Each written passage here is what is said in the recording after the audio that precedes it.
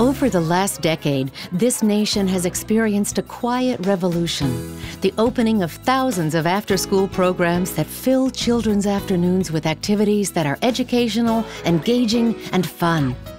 Not long ago, after-school programs were available only to a lucky few. Millions of children were alone and unsupervised each afternoon after the school bell rang and before their parents returned home from their jobs. Some of those children played soccer, went to cheerleading practice or chess club an afternoon or two each week. Some studied or watched over younger brothers or sisters. But other children and teens used their time a lot less constructively. They experimented with alcohol, drugs, or sex, got involved with gangs, or fell victim to crime. The afternoons became known as the dangerous hours for America's kids. The Afterschool Alliance was created to change that. Its goal was after school for all. The Afterschool Alliance is the nation's leading advocacy voice for after-school programs across the country. The Afterschool Alliance has a very simple mission to make quality, affordable after-school programs available to all children and youth that need them. The Afterschool Alliance works with about 26,000 after-school programs serving more than 6 million kids across the country. As part of the partnership with the U.S. Department of Education, the Mott Foundation and the Department of Ed co-founded the Afterschool Alliance to specifically advocate and build public will for after-school programs across the country. The work of the Afterschool Alliance has been absolutely critical to the fabric of the after-school movement. They are known for galvanizing the grassroots and grass tops in support of after-school, and they've been absolutely critical to increasing the funding for 21st Century Community Learning Centers initiative. I have been really impressed with what the Afterschool Alliance has done since its inception about 10 years ago in terms of promoting after-school program quality. It's an extraordinary resource in terms of advocacy at the national, state, and local level to promote the understanding of how important after-school is. It's a great reservoir of information about good programs, about quality standards, about the importance of after-school and the healthy development of kids. And it has really, I think, led the country in understanding how important after-school programs are to the success of our kids. Each October, the Afterschool Alliance organizes lights-on after-school rallies across the country. What started with just a few hundred events has grown to more than 7,500 after-school rallies in every corner of the United States and at military bases around the world.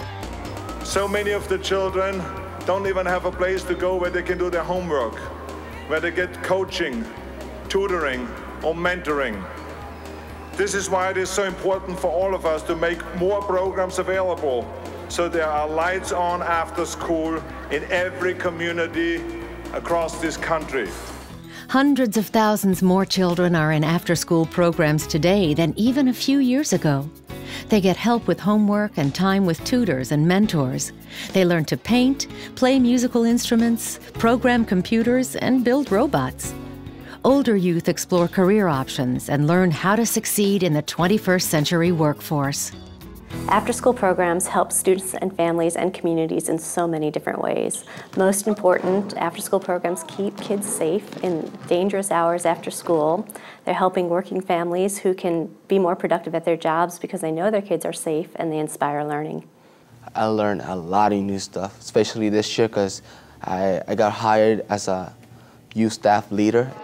After 2 years of participation in a good quality after-school program, kids were getting significant gains on math achievement, but they also were showing other school-related outcomes such as task persistence and improved work habits and study habits. But today, the after-school revolution is in danger of stalling, just when our families and communities need them most. As budgets are cut and belts tightened, many programs are having to cut back their services and turn families away. Millions of children are home alone each afternoon. On any given day, more than 14 million children are unsupervised after school. And the demand for after-school programs is exorbitant, and we just don't have the programs to meet the need. I know from my work as a juvenile court judge that critical period of time between 3 and 6 that our incidence of juvenile crime skyrocket, that we know that children are unsupervised, that we have higher incidence of teenage pregnancy, we have children being recruited into gangs, and we have them being recruited by drug dealers and all kinds of things that are not positive. They end up being in trouble, arrested, in fights. All these bad things can happen to them. They can end up using drugs, selling drugs.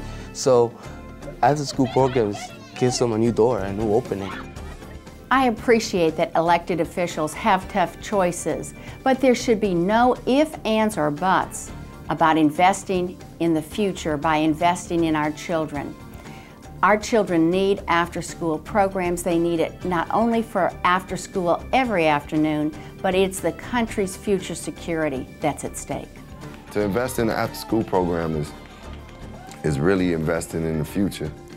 It's taking opportunity to say, hey, what I do have, I want to give back to the future. I want to be able to help improve this country, improve the lives of children. It's going to take all of us working together. Government can't do it alone. The nonprofit agencies in this economy can't do it alone. Businesses, we need everyone at the table to get it done. There is a long road still ahead, but the commitment to after school for all is stronger than ever. The Afterschool Alliance is leading the way. As one educator in Leonardtown, Maryland said, "We still have a long way to go, but as long as we have the Afterschool Alliance, I have a great deal of hope."